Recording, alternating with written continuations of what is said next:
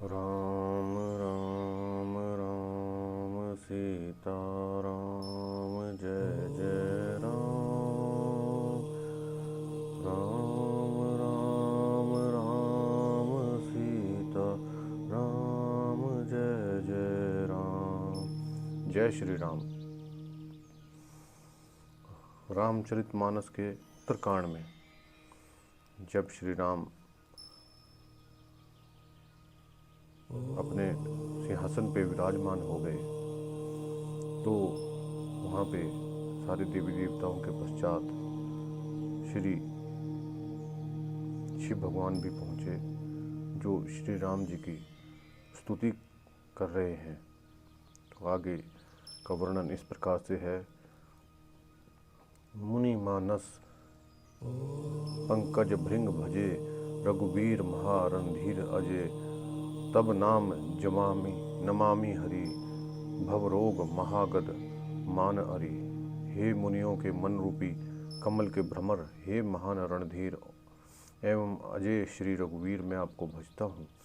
हे हरि, आपका नाम जपता हूँ और आपको नमस्कार करता हूँ। आप जन्म मरण रूपी रोग की महान औषध और अभिमान के शत्रु हैं। आप गुण शील और कृपा के परम स्थान है। आप लक्ष्मीपति हैं, मैं आपको निरंतर प्रणाम करता हूँ। हे रघुनंदन, आपका जन्म मरण सुख दुख राग द्वेष द्वंद्व समूहों का नाश कीजिए। हे पृथ्वी की पालन करने वाले राजन, इस दीन जन की ओर भी दृष्टि डालिए। मैं आपसे बार बार यही वरदान मांगता हूँ कि आप मुझे अपने चरण कमलों की अचल भक्ति और आपके भक्तों का सत्संग सदा प्राप्त हो। हे लक्ष्मीपते, हर्षित होकर मुझे ये दीजिए। श्री राम जी के गुणों का वर्णन करके उमापति महादेव जी हर्षित होकर कैलाश को चले गए।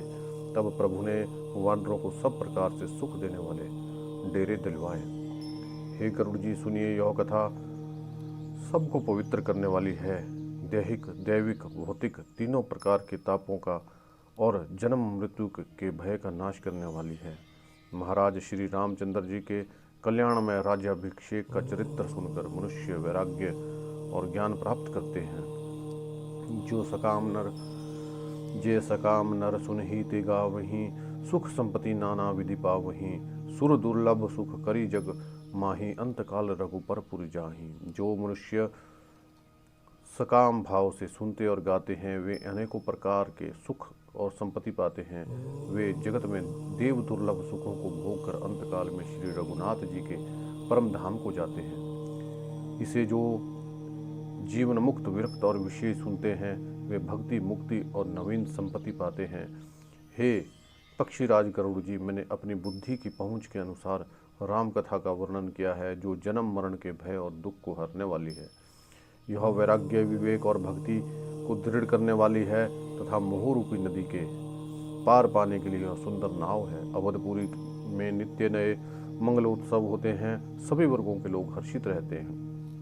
श्री राम जी के चरण कमलों में जिन्हें श्री शिव जी, मुनिगण और ब्रह्मा जी भी नमस्कार करते हैं, सबकी नित्य नवीन प्रीति है। भिक्षुकों को बहुत प्रकार से वस्त्राभूषण पहनाए गए हैं और ब्राह्मणों ने नाना प्रकार के दान पाए। वानर सब ब्रह्मानंद में मग्न हैं और प्रभु के चरणों में सबका प्रेम है। उन्होंने दिन जाते जाने ही नहीं और बात ही बात में 6 महीने बीत गए।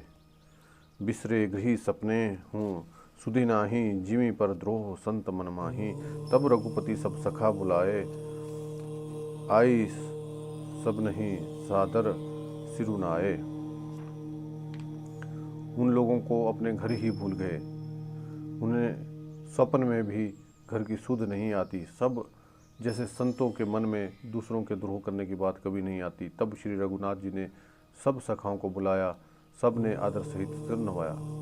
बड़े ही प्रेम से श्री राम जी ने उन्हें अपने पास बिठाया और भक्तों को सुख देने वाले कोमल वचन कहे। तुम लोगों ने मेरी बड़ी सेवा की है, मुँह पर किस प्रकार तुम्हारी बड़ाई करूं। मेरे हित के लिए तुम लोगों ने घरों को और सब प्रकार के सुखों को त्याग दिया, इससे तुम मुझे अत्यंत ही प्रिय लग रहे हो। छोटे भाई, राज्य संपत्ति, जानकी, अपना शरीर, घर, कुटुंब और मित्र, ये सभी मुझे प्रिय हैं, परंतु तुम्हारे समान नहीं। मैं झूठ नहीं कहता, यो मेरा स्वभाव है। सेवक सभी को प्यारे लगते हैं, यो नीति और नियम है। मेरा तो दास पर स्वाभाविक ही विशेष प्रेम है। हे सखागण, अब सब लोग घर जाओ, वहाँ दृढ़ नियम से मुझे बचते रहना। मुझे सदा सर्वव्यापक और सबका हित करने वाला जानकर अत्यंत प्रेम करना। प्रभु के वचन सुनकर सब के सब प्रेम में मगन हो गए। हम कौन हैं और कहाँ हैं, यह देह की सुध ही भूल गई। वे प्रभु के सामने हाथ जोड़कर टकटकी लगाए देखते रह गए। अत्यंत प्रेम के कारण वह कुछ नहीं कह सकते। प्रभु ने उनका अत्यंत प्रेम देखा। उन्होंने अनेकों बार विशेष ज्ञान का उपदेश दिया। प्रभु के सम्मुख वे कुछ नहीं कह सकते थे, बार बार प्रभु के चरण कमलों को देखते हैं। तब प्रभु ने अनेक रंगों के अनुपम सुंदर गहने कपड़े मंगवाए। सबसे पहले भरत जी ने अपने हाथ से संवार कर सुग्रीव को वस्त्र भूषण पहनाए। फिर प्रभु की प्रेरणा से लक्ष्मण जी ने विभीषण को गहने कपड़े पहनाए, जो श्री रघुनाथ जी के मन को बहुत ही अच्छे लगे। अंगद बैठे ही रहे, वे अपनी जगह से हिलते तक नहीं हैं। उनका उत्कृष्ट प्रेम देखकर प्रभु ने उन्हें नहीं बुलाया। जामवंत और नील आदि सबको श्री रघुनाथ जी ने स्वयं भूषण वस्त्र पहनाए। वे सब अपने हृदयों में श्री राम जी का रूप को धारण करके उनके चरणों में मस्तक नवाकर चले। तब अंगद जी उठकर सिर नवाकर, नेत्रों में जल भरकर, हाथ जोड़कर अत्यंत विनम्र और मानो प्रेम के रस में डुबोए हुए मधुर वचन बोले।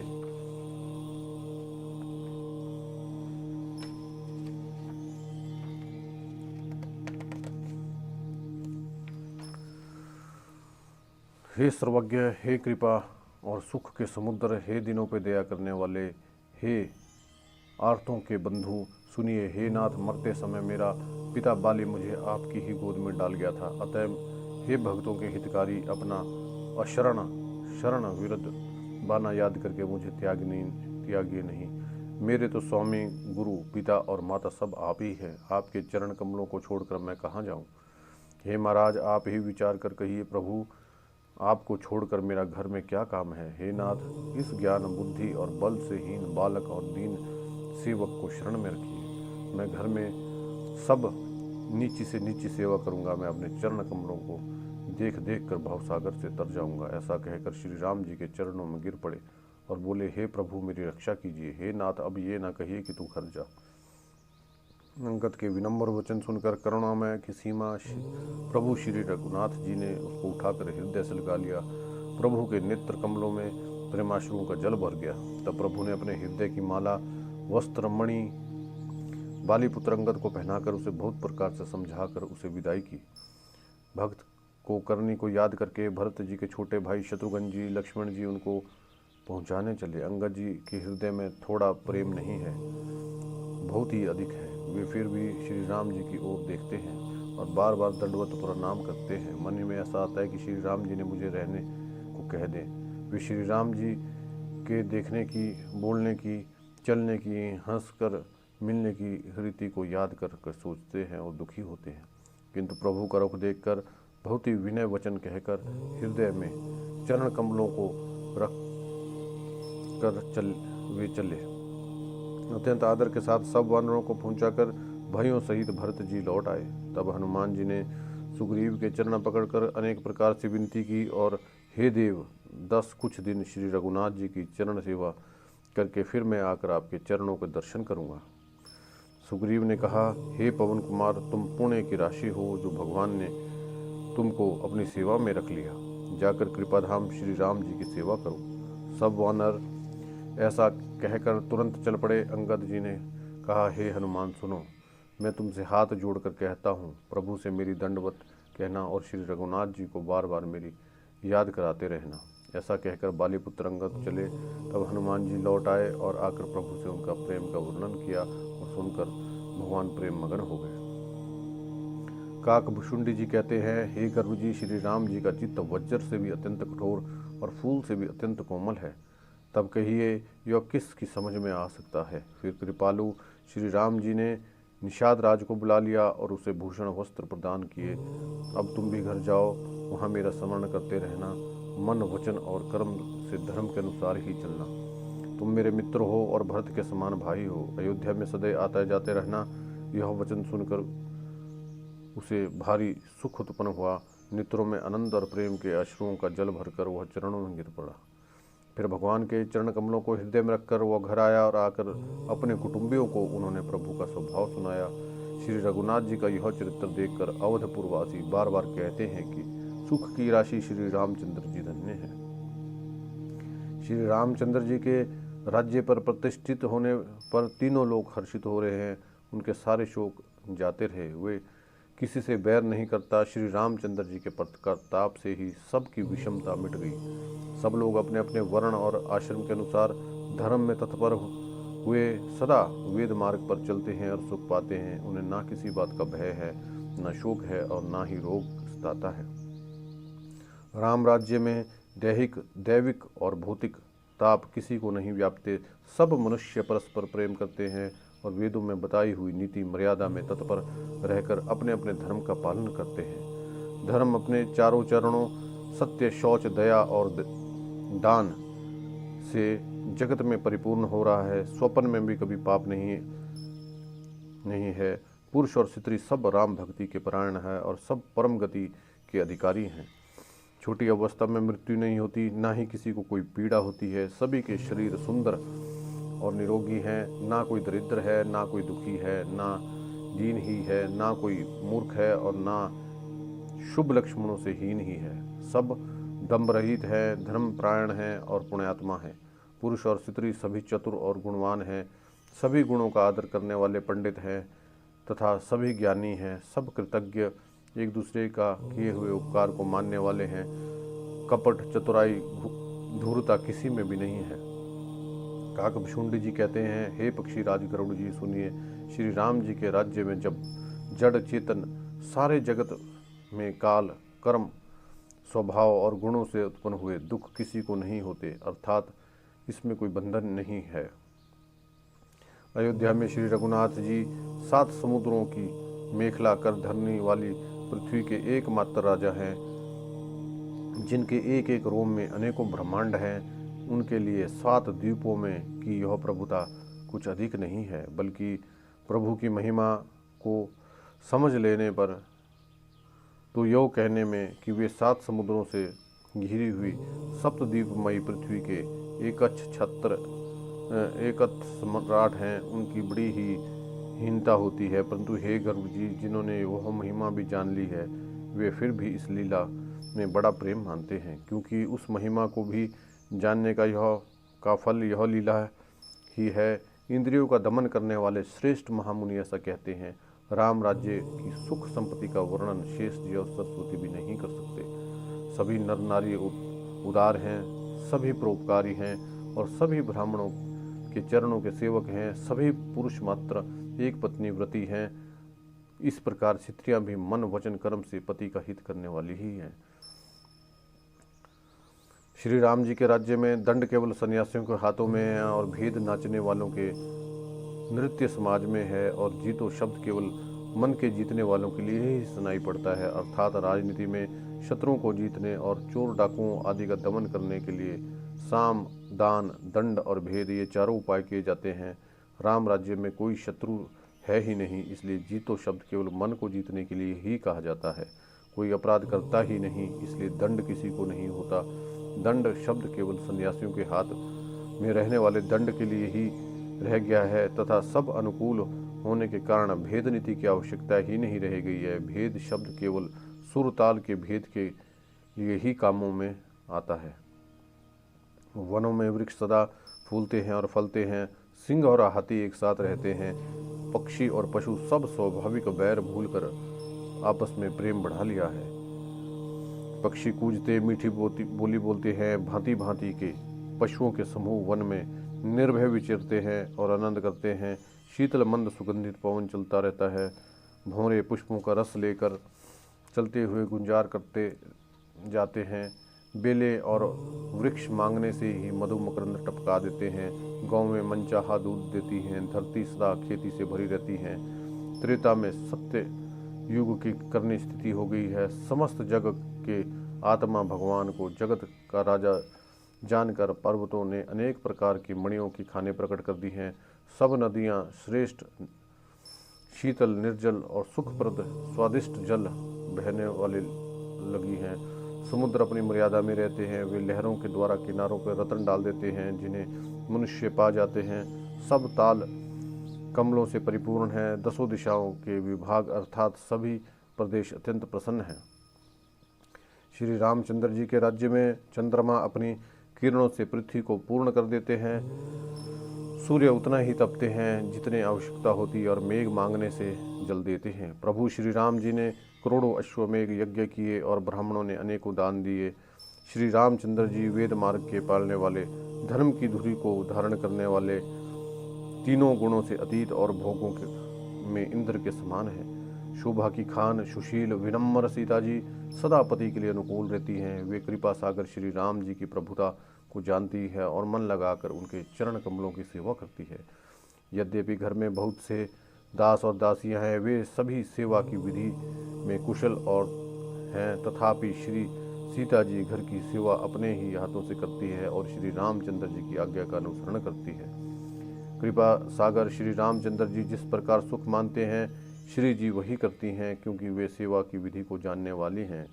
घर में कौशल्या आदि सभी सास उनकी सीता जी सेवा करती हैं और उन्हें किसी बात का अभिमान और मद नहीं है। शिव जी कहते हैं, हे उमा जग जननी रमा, सीता जी ब्रह्मा आदि देवताओं से वंदित और सदा अनिंदित सर्वगुण संपन्न है। देवता जिनका कृपा कटाक्ष चाहते हैं परंतु वे उनकी ओर देखती ही नहीं, वे ही लक्ष्मी जी, जानकी जी अपने महामहिम स्वभाव को छोड़कर श्री रामचंद्र जी के चरणविंद में प्रीति करती हैं।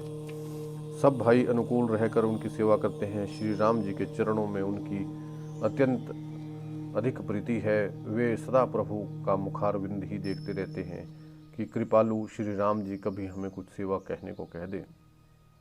श्री राम जी भी भाइयों पे प्रेम करते हैं, उन्हें नाना प्रकार की नीतियाँ सिखलाते हैं। नगर के लोग हर्षित रहते हैं, सब प्रकार से देव दुर्लभ भोग भोगते हैं। वे दिन रात ब्रह्मा जी को मनाते रहते हैं और उन्हें श्री रघुवीर जी के चरणों में प्रीति चाहते हैं। श्री सीता जी के लव और कुश हुए, ये दोनों पुत्र उत्पन्न हुए जिनका वेद पुराण में वर्णन किया गया है। वे दोनों ही विजयी विख्यात योद्धा, नम्र और गुणों के धाम हैं और अत्यंत सुंदर, मानो श्री हर के ही प्रतिबिंब ही हो। दोनों पुत्र सभी भाइयों के हुए जो बड़े ही सुंदर और गुणवान और सुशील थे, जो बौद्धिक ज्ञान, वाणी, इंद्रियों से परे और अजन्मा है तथा माया, मन और गुणों से परे हैं। वही सच्चिदानंद भगवान श्रेष्ठ नर लीला करते हैं। प्रातःकाल सरयू नदी में स्नान करके ब्राह्मणों और सज्जनों के साथ सभा में बैठते हैं। वशिष्ठ जी वेद और पुराणों की कथाएं वर्णन करते हैं और श्री राम जी सुनते हैं। यद्यपि वे सब जानते हैं, वे भाइयों को साथ लेकर भोजन करते हैं। उन्हें देखकर सभी माताएं आनंद से भर जाती हैं। भरत जी और शत्रुघ्न जी दोनों भाई हनुमान जी सहित उपवनों में जाकर वहां बैठकर श्री राम जी की कथाएं पूछते हैं और हनुमान जी अपनी सुंदर बुद्धि से उन गुणों में गोता लगाकर उनका वर्णन करते हैं। श्री रामचंद्र जी के निर्मल गुणों को सुनकर दोनों भाई अत्यंत सुख पाते हैं और विनय करके बार बार कहलवाते हैं। सबके यहाँ घर घर में पुराणों और अनेक प्रकार के पवित्र रामचरित्रों की कथा होती है। पुरुष और स्त्री सब श्री राम जी का गुणगान करते हैं और आनंद में दिन रात बीतना भी नहीं जान पाते। जहाँ भगवान श्री रामचंद्र जी जो स्वयं राजा होकर विराजमान है, उस अवधपुरी के निवासियों के सुख, संपत्ति और समुदाय का वर्णन हजारों शेष भी नहीं कर सकते। नारद आदि और सनक आदि मुनीश्वर सब कौशल राज श्री राम जी के दर्शन के लिए प्रतिदिन अयोध्या आते हैं और उस दिव्य नगर को देखकर वैराग्य ही बुला देते हैं। स्वर्ण रत्नों की बनी हुई अटारियां हैं, उसमें अनेक रंगों की सुंदर ढली हुई फर्शें हैं। नगर के चारों ओर अत्यंत सुंदर परकोटा बना है जिसपे सुंदर रंग बिरंगे कंगूर बने हैं, मानो नवग्रहों ने बड़ी सेना बनाकर अमरावती को आकर घेर लिया हो। पृथ्वी पर अनेकों रंगों के दिव्य कांचों रत्नों की गच बनाई ढाल गई है, जिसे देखकर श्रेष्ठ मुनियों के भी मन नाच उठते हैं। उज्ज्वल महल ऊपर आकाश को चूम रहे हैं। महलों के कलश मानो सूर्य चंद्रमा के प्रकाश की भी निंदा करते हैं। बहुत सी मणियों से रचे हुए झरोखे शोभित है और घर घर में मणियों के दीपक शोभा पा रहे हैं। घर में मणियों के दीपक शोभा पा रहे हैं। मूंगों की बनी हुई देहलियां चमक रही हैं। मणियों के खंभे हैं। मरकत मणियां, पन्नों से जड़ी हुई सोने की दीवारें ऐसी सुंदर है मानो ब्रह्मा ने खास तरीके से बनाई हो। महल सुंदर, मनोहर और विशाल है, जिनमें सुंदर स्फटिक के आंगन बने हैं। प्रत्येक द्वार पर बहुत से खराद हुए हीरों से जड़े हुए सोने के किवाड़ हैं। घर घर में सुंदर चित्रशालाएं हैं, जिसमें श्री राम जी के चित्र बड़ी सुंदरता के साथ संवार कर अंकित किए हुए हैं। जिन्हें मुनि देखते हैं वे भी चित्त को चुरा लेते हैं। सभी लोगों ने भिन्न भिन्न प्रकार के पुष्पों की वाटिकाएं यत्न करके लगा रखी हैं, जिसमें बहुत सी जाति के सुंदर और ललित लताएं सदा वसंत की तरह फूलती रहती हैं। भंवरे मानो स्वर से गुंजार करते हैं। सदा तीनों प्रकार की सुंदर वायु बहती है। बालकों ने बहुत प्रकार से पक्षी पाल रखे हैं जो मधुर बोली बोलते हैं और उन्हें उड़ने में सुंदर लगते हैं। मोर, हंस, सारस और कबूतर घरों के ऊपर बड़ी ही शोभा पाते हैं। वे पक्षी मणियों की दीवारों और छत में जहां तहां अपनी परछाई देखकर दूसरे पक्षी समझकर बहुत प्रकार से मधुर बोली बोलती है और नृत्य करते हैं। बालक तोता मैना को पढ़ाते हो कि कहो राम, श्री रघुपति, जनपाल, राजद्वार, सब प्रकार से सुंदर गलियां और चौराहे और बाजार सभी सुंदर हैं। सुंदर बाजार हैं जो वर्णन करते नहीं बनते। वहाँ सभी वस्तुएं बिना ही मूल्य के मिलती हैं। जहाँ स्वयं लक्ष्मीपति राजा हों वहाँ संपत्ति का वर्णन कैसे किया जाए। बजाज कपड़े का व्यापार करने वाले, शराफ रुपये पैसे का लेन देन करने वाले आदि वणिक व्यापारी बैठे हुए ऐसे जान पड़ते हैं मानो अनेक कुबेर हैं। स्त्री पुरुष बच्चे बूढ़े जो भी जाते हैं सभी सुख सदाचारी और सुंदर हैं। नगर के उत्तर दिशा में सरयू बह रही है, जिसका जल निर्मल और गहरा है। मनोहर घाट बंधे हुए हैं, किनारे पे जरा सा भी कीचड़ नहीं है। अलग ही दूरी पर सुंदर घाट हैं, जहाँ घोड़े और हाथियों के ठट जल पिया करते हैं। पानी भरने के लिए बहुत से घाट हैं जो बड़े ही मनोहर है, वहाँ पुरुष स्नान नहीं करते। राजघाट सब प्रकार से सुंदर और श्रेष्ठ है, जहाँ चारों वर्णों के पुरुष स्नान करते हैं। सरयू जी के किनारे किनारे देवताओं के मंदिर है, जिनके चारों ओर सुंदर उपवन और बगीचे हैं। नदी के किनारे कहीं कहीं विरक्त और ज्ञानपरायण मुनि और सन्यासी निवास करते हैं। सरयू के किनारे किनारे सुंदर तुलसी जी के झुंड बहुत से पेड़ मुनियों ने लगा रखे हैं। नगर की शोभा कुछ कहीं नहीं जा सकती। नगर के बाहर भी परम सुंदरता है। श्री अयोध्यापुरी के दर्शन करते ही संपूर्ण पाप भाग जाते हैं। वन, उपवन, बावड़ियाँ और तालाब सुशोभित हैं। अनुपम बाड़ियाँ, तालाब और मनोहर विशाल कुएं शोभा दे रहे हैं, जिनकी सुंदर सीढ़ियाँ और निर्मल जल देखकर देवता और मुनि तक मोहित होते हैं। अनेक रंगों के कमल खिल रहे हैं, अनेक पक्षी कूच रहे हैं और भौरे गुंजार रहे हैं। रमणीय बगीचे कोयल और पक्षियों की मानो राह चलने वालों को बुला रहे हैं। स्वयं लक्ष्मीपति भगवान जहाँ राजा हों, उस नगर का कहीं वर्णन किया जा सकता है। अणिमा आदि 8 सिद्धियां और समस्त संपत्तियां अयोध्या में छा रही हैं। लोग जहां तहां श्री रघुनाथ जी के गुण गाते हैं और बैठकर एक दूसरे को यह सीख देते हैं कि शरणागत का पालन करने वाले श्री राम जी को भजो। शोभा, शील, रूप और गुणों के धाम श्री रघुनाथ जी को भजो। कमल नयन और सांवले शरीर को भजो। पलक जिस प्रकार नेत्रों की रक्षा करती है, उसी प्रकार अपने सेवकों की रक्षा करने वाले को भजो। सुंदर बाण, धनुष और तरकस का धारण करने वाले को भजो। संत रूपी कमल वन के लिए सूर्य का रूप धारण श्री राम जी को भजो। काल रूपी भयंकर सर्प के भक्षण करने वाले श्री राम रूपी गरुड़ को भजो। निष्काम भाव से ही प्रणाम करते ही ममता का नाश करने वाले श्री राम जी को भजो। लोभ मोह रूपी दीनों के समूह का नाश करने वाले श्री राम जी की रात को भजो। कामदेव रूपी हाथी के लिए सिंह रूप और सेवकों को सुख देने वाले श्री राम जी को भजो। संशय और शोक रूपी घने अंधकार के नाश करने वाले श्री राम जी, श्री राम स्वरूप सूर्य को भजो। राक्षस रूपी घने वन को जलाने वाले श्री राम रूपी अग्नि को भजो। जन्म मृत्यु के भय का नाश करने वाले श्री जानकी जी समेत श्री रघुनाथ जी को क्यों नहीं भजते। बहुत सी वासनाओं रूपी मच्छरों को नाश करने वाले श्री राम रूपी हेम राशि को भजो। नित्य एक रस अजन्मा और अविनाशी श्री रघुनाथ जी को भजो। मुनियों को आनंद देने वाले पृथ्वी का भार उतारने वाले तुलसी के उदार दयालु श्री राम जी को भजो। इस प्रकार नगर के स्त्री पुरुष श्री राम जी का गुणगान करते हैं और कृपा निधान श्री राम जी सदा सब पर अत्यंत प्रेम रखते हैं। काक बिशुंडी जी कहते हैं, हे पक्षीराज गरुड़ जी, सबसे राम प्रताप रूपी अत्यंत प्रचंड सूर्य उदित हुआ तब से तीनों लोकों में पूर्ण प्रकाश भर गया है। इससे बहुतों को सुख और बहुतों को मन में शोक हुआ है। जिन जिन को शोक हुआ है मैं उनका बखान करता हूँ। सर्वत्र प्रकाश छा जाने से पहले तो अविद्या रूपी रात्रि नष्ट हो गई, पाप रूपी उल्लू जहाँ तहाँ छिप गए और काम क्रोध रूपी कुमुद मुंद हो गए। भांति भांति के कर्म गुण काल और स्वभाव ये चकोर हैं जो राम प्रताप रूपी सूर्य के प्रकाश में कभी सुख नहीं पाते। मत्सर ढा मान मोह और मद रूपी जो चोर है उनका हुनर कला भी किसी और से नहीं चल पाता।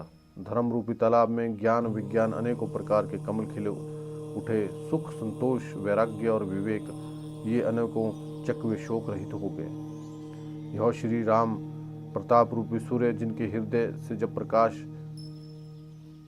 करता है तब जिनका वर्णन पीछे से किया जाता है वे धर्म ज्ञान विज्ञान सुख संतोष वैराग्य और विवेक बढ़ जाते हैं, और जिनका वर्णन पहले किया गया है वे अविद्या पाप काम क्रोध कर्म काल गुण स्वभाव आदि नाश को प्राप्त और नष्ट हो जाते हैं। भ्रांतनः सहित रामू एक बारा संग परम प्रिय पवन कुमारा। सुंदर उपवन देखन गए सब तरु कुसुमित पलव नए। एक बार भाइयों सहित श्री रामचंद्र जी परम प्रिय हनुमान जी को साथ लेकर सुंदर उपवन देखने गए। वहाँ के सब वृक्ष फूले हुए और नए पत्तों से युक्त थे। सुअवसर जानकर सनक आदि मुनि आए जो तेज के पुंज सुंदर गुण और शील से युक्त तथा सदा ब्रह्मानंद में लवलीन रहते हैं। देखने में वे बालक लगते हैं परंतु वे बहुत सम्यक हैं, मानो चारों वेद ही बाल रूप धारण किए हों। वे मुनि समदर्शी और भेद रहित हैं। दिशाएं उनके वस्त्र हैं और उनके एक ही व्यसन है कि वह श्री रघुनाथ जी का चरित्र की कथा होती है, वहाँ जाकर उसे अवश्य सुनते हैं। शिव जी कहते हैं, हे भवानी सनकादि मुनि वहाँ गए जहाँ ज्ञानी मुनि श्रेष्ठ अगस्त्य जी रहते थे। श्रेष्ठ मुनि ने श्री राम जी की बहुत सी कथाएं वर्णन की थी जो ज्ञान उत्पन्न करने में उसी प्रकार समर्थ है जैसे अरण्य लकड़ी से अग्नि उत्पन्न होती है। सनकादिक मुनियों ने आते देखकर श्री राम जी ने हर्षित होकर दंडवत की और स्वागत कुशल पूछकर प्रभु ने बैठने के लिए अपना पीताम्बर बिछा दिया।